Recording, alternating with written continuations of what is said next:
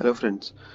मैं ये एक शॉर्ट वीडियो बना रहा हूँ कैंटीन स्टोर डिपार्टमेंट जो रिसेंटली ऑनरेबल राजनाथ सिंह जी ने इनॉग्रेट किया है। जितने भी आर्मी पर्सनल हैं उनको कैंटीन से व्हीकल वगैरह बाय करने के लिए मैंने रिसेंटली एक व्हीकल बाय किया है और मुझे आई थिंक लगा कि ये शायद एक वीडियो बनाना चाहिए जो कि इंफॉर्मेटिव वीडियो रहेगा जो हमारे फौजी भाई हैं आर्मी से रिलेटेड उनके लिए वो लोग कैसे अपना प्रोडक्ट्स बाय कर सकते हैं यहाँ से। तो ये वीडियो साइन अप के लिए नहीं है। साइन अप के लिए अगर आप लोगों को लगता है कि मुझे साइन अप के लिए एक अलग से वीडियो बनाना चाहिए तो प्लीज़ मुझे बताइए। बट ये वीडियो मैंने परचेज़ कैसे करना है, क्या उसके स्टेप्स हैं, उसके लिए वीडियो बनाया है। तो ये सिंपली एक ये मैनुअल मैंने कैंटीन की जो वेबसाइट है उसमें आप हेल्प में जाएंगे तो वहीं पे आपको ये पूरा मैनुअल मिल जाएगा। तो मैं आपको ये एक्सप्लेन कर देता हूँ इसमें क्या है। सबसे पहले आप देखिए ये यूज़र नेम है, ये पासवर्ड आपको जो भी आपने यूज़र नेम और पासवर्ड क्रिएट किया होगा और ये कैप्चा। ये कैप्चा के बाद में आपको एक OTP आएगा। हाँ, तो ये आपको OTP आएगा। तो आपको ये OTP आपने जो इनिशियली जब रजिस्ट्रेशन किया होगा तो उसमें उस मोबाइल नंबर में जो OTP आएगा आपको वही यूज़ करना है। आप तो आप ध्यान रखिए कि जब आप साइन अप के टाइम पे जो भी मोबाइल नंबर यूज़ करते हैं वो आपके पास में रहे। उसके बाद में यहाँ पे आपके पास में जो भी आपको व्हीकल खरीदना है ये सब आपके पास में यहाँ पे आप सर्च प्रोडक्ट्स में आपको जो भी व्हीकल खरीदना है, जो भी उसका वेरिएंट है, पेट्रोल है, डीजल है, वो सब आपको यहाँ पे मिल जाएगा कैटलॉग में। सर्च प्रोडक्ट्स में आप उसका प्रोडक्ट का नाम डाल सकते हैं, वो आपके लिए थोड़ा और इजी रहेगा।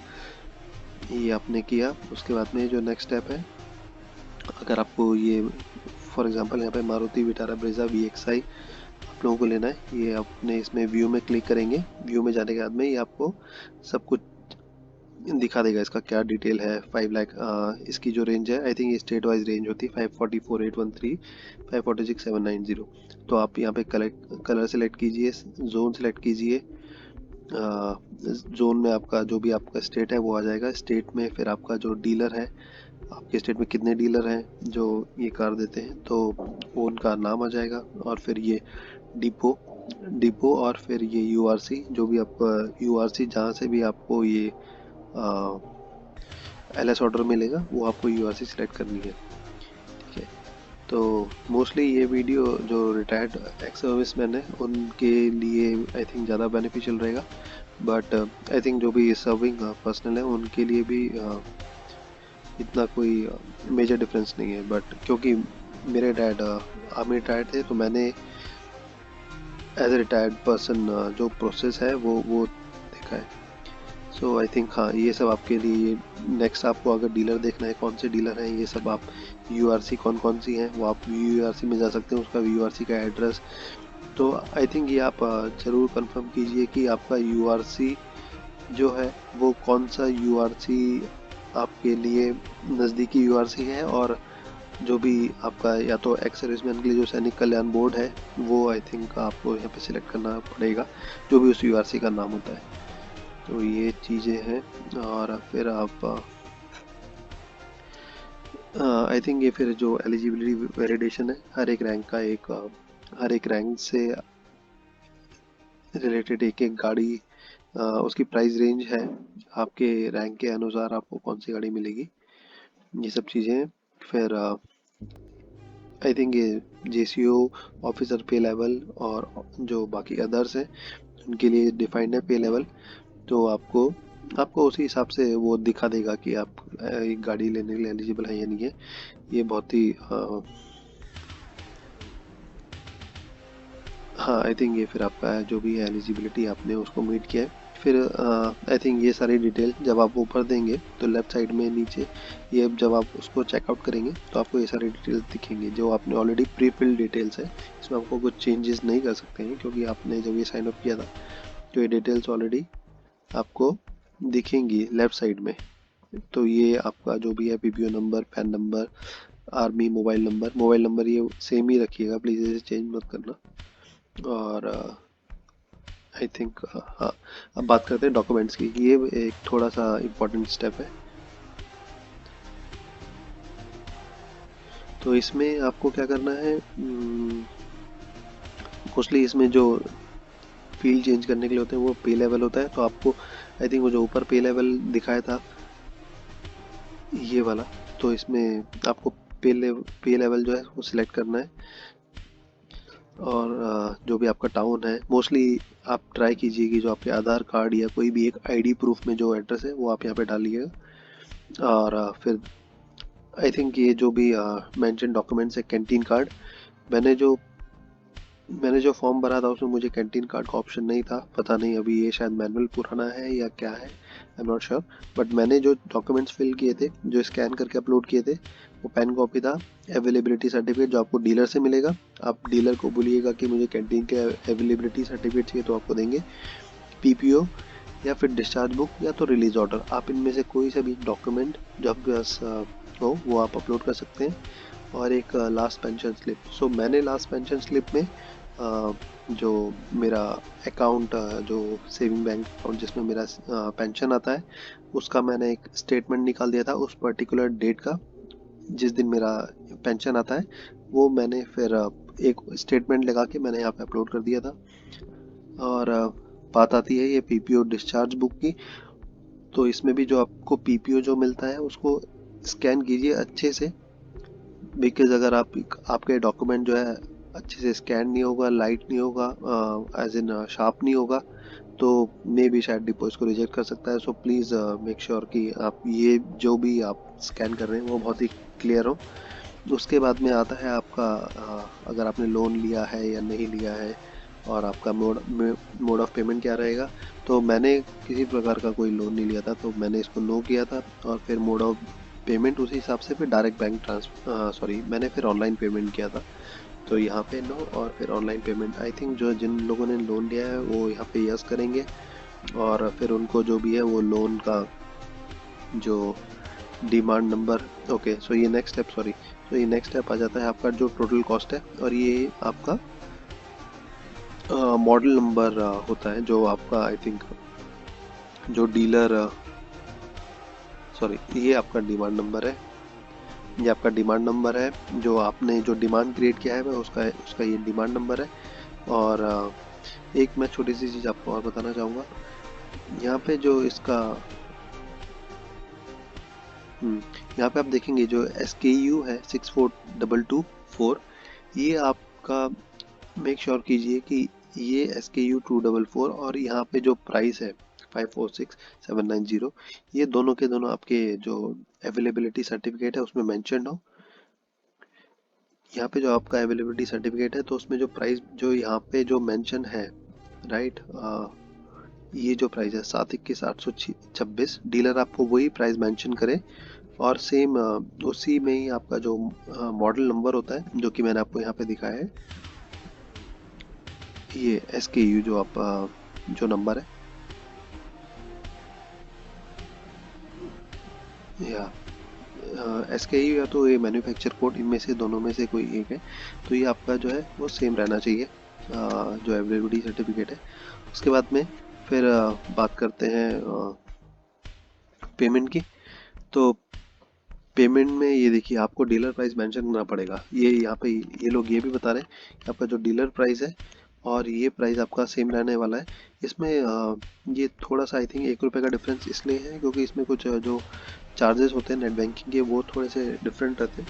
बट आपको जो प्राइस यहाँ पे जो दिख रहा है आई थिंक 721,826, वो आपका जो है सेम सेम ही रहना चाहिए। उसके बाद में ये सारे जो फील्ड्स हैं आपको क्लिक करने होंगे कि आपने कभी कोई पहले कोई CSD से आइटम लिया है नहीं लिया है, लोन वगैरह का जो भी डिटेल्स है, जो भी आपको सही लगता है उस हिसाब से आप कीजिए। उसके बाद फाइनली जब आप इसको सबमिट करेंगे ऑनलाइन बैंकिंग के थ्रू या वाया लोन पेमेंट, तो उसके बाद में आपको नेक्स्ट ये टैब दिखेगा। तो इसमें करेंटली क्या होता है, जब आप पेमेंट करते हैं तो आप लेफ़्ट साइड में जो आपका ऑप्शन रहता है, जो भी आपकी डिमांड्स हैं, डिमांड प्लेस में आप जाएंगे, लेफ़्ट साइड में ऑप्शन रहता है उसमें डिमांड प्लेस में अगर आप जाएंगे तो उसमें आपको ये सब स्क्रीन दिखेगी। तो आपका करेंटली स्टेटस हमेशा ऑन होल्ड दिखेगा। तो ऑन होल्ड दिखने के लिए आपको क्या करना है, आपको अपलोड पेमेंट्स रिसीट करनी है, अपलोड पेमेंट डिटेल्स करनी है। अपलोड पेमेंट रिसीट में आपने जो पेमेंट किया है उस व्हीकल के लिए 7/21/826 का जो यहाँ पे दिख रहा है, उसका आपको आप क्या कीजिए, या तो अगर आपके पास इंटरनेट बैंकिंग है तो आप उस दिन का ट्रांजैक्शन का सेम एक स्टेटमेंट निकाल लीजिए जो आपने पे किया है। नहीं तो आप बैंक जाके आपका पासबुक का प्रिंट लेके उसका जो आपका ट्रांजैक्शन हुआ है कैंटीन का, वो आप उसको अपलोड कीजिए। ये और साथ में जो ट्रांजैक्शन की डिटेल्स हैं, उसका क्या डेट है, बैंक का IFSC क्या है, वो सब आपको यहाँ पे अपलोड करना पड़ेगा। अपलोड करने के बाद में जो नेक्स्ट स्टेप है,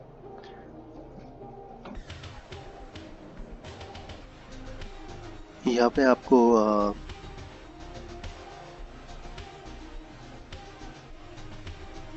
ये आई थिंक ये सब लोन का है। आपको जो डायरेक्ट जो फंड ट्रांसफ़र करना है उसका ये, जैसे कि इसमें प्लस एक फ़ी रहता है, जो आपका जो टोटल अमाउंट है वो आपने यहाँ पे किया।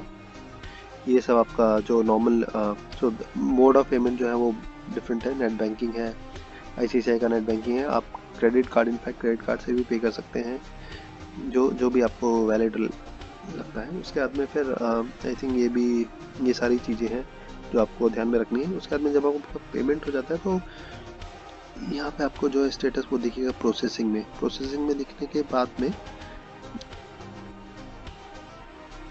जब आप अपनी रिसीट वगैरह सब अपलोड कर देंगे तो ये स्टेटस आपको प्रोसेसिंग में दिखेगा।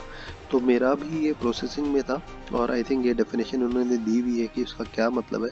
ऑन होल्ड मतलब जो मैंने आपको बताया कि आपको अपनी पेमेंट रिसीट अपलोड करनी पड़ेगी ताकि वो प्रोसेसिंग में जा सके। और पेमेंट पेंडिंग, आपकी अगर पेमेंट नहीं हुई है तो पेमेंट पेंडिंग में दिखाएगा। प्रोसेसिंग में जाने के बाद में पेंडिंग ऑन ऑन डिपो दिखाएगा, जिसका मतलब है आपका जो LS आपका जो डिमांड है वो डिपो के पास में पेंडिंग है। फिर उसके बाद में आता है एक सप्लाई ऑर्डर इशूड। जब आपका फाइनली ये सब हो जाएगा तो मैं आपको दिखाता हूँ मैंने क्या स्टेप्स किए थे। सो ये इनिशियली ये मेरा जब मैंने साइन इन किया था CSD AFD में 28 दिसंबर का ये साइन इन है। मैंने साइन अप किया था, और मुझे याद है आई थिंक मैंने 25 दिसंबर को ये किया था। उस टाइम पे ये वेबसाइट बीटा में थी, टेस्टिंग में चल रही थी, तो 3 दिन के अंदर ही एडमिन ने इसको अप्रूव कर दिया था। उसके बाद में फिर ये मेरा जो है डिमांड जो प्रोसेसिंग में था उसमें ये आपको ये सब मैसेज आएंगे। Your demand has been received on the CSD AFD portal, current status processing, beneficiary may not be note that processing document report issue of local supply order will take up to 3 working days.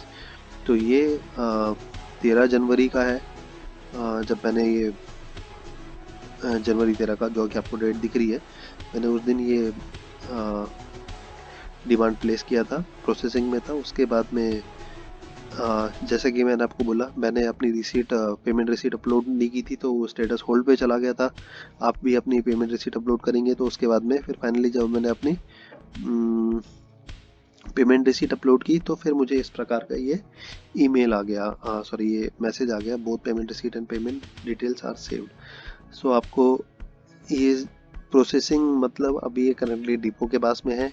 Finally जब depot इसको approve करेगा तो उसके बाद में आपका जो है कुछ इस प्रकार से आपको दिखेगा, ये सप्लाई ऑर्डर रिलीज। इसका मतलब डिपो ने अप्रूव कर दिया है, आपका सप्लाई ऑर्डर रिलीज हो गया है। आपको अपनी नज़दीकी या जो भी आपने URC सिलेक्ट किया हुआ था, आपको वहाँ पे अपना कैंटीन का स्मार्ट कार्ड लेके जाना है, और साथ में आपको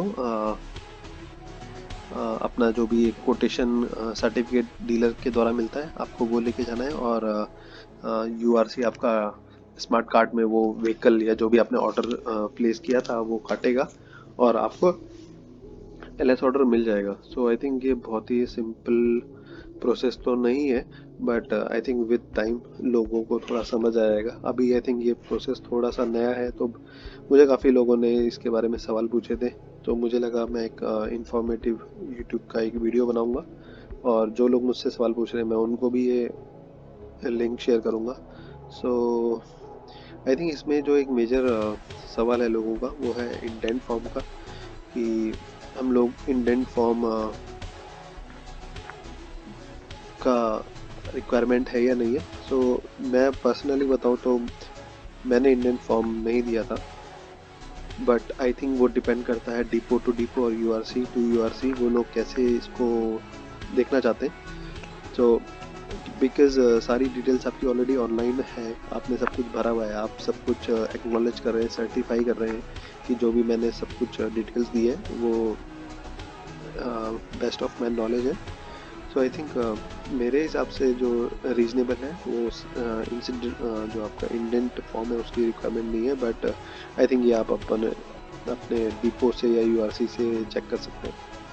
सो आई थिंक आपको जो भी कोई किसी भी तरह के क्वेश्चन है, सो आप कमेंट सेक्शन में उनको डाल सकते हैं और मैं ट्राई करूँगा उनको आंसर करने का। सो या अगर आपको किसी और तरीके का वीडियो या कोई और हेल्प आपको चाहिए तो just please mention on the comments. Thank you very much.